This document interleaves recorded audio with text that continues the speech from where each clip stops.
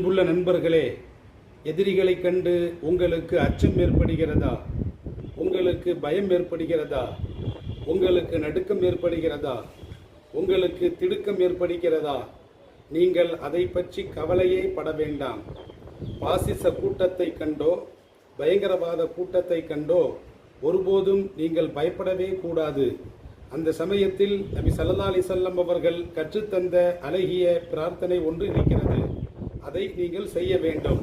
அது என்ன பிரார்த்தனை என்று சொன்னால், அல்லாஹும் மக்ஃபினீஹிம் பிமா ஷிஹ்த வ கைஃப ஷிஹ்த இன்னக அலா மா தஷாவு கதீர்.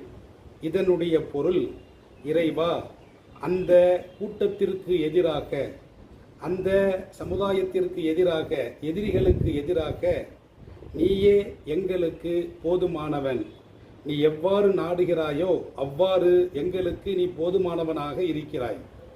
நீ எப்படி நாடுவாய், நீ எப்படி நாடுகிறாயோ அதன் மீது சக்தி உடையவனாக இருக்கிறாய் என்ற இந்த துவாவை எதிரிகளை கண்டு பயம் வருகின்ற பொழுது, அச்சம் வருகின்ற பொழுது, நடுக்கம் வருகின்ற பொழுது, திடுக்கம் வருகின்ற பொழுது நாம் அப்படியே பயப்படாமல் இறைவனுக்காக வேண்டி இந்த பிரார்த்தனையை எதிரிகளுக்கு எதிராக செய்தால் எல்லா பயமும் போய்விடும், எல்லா நடுக்கமும் போய்விடும்.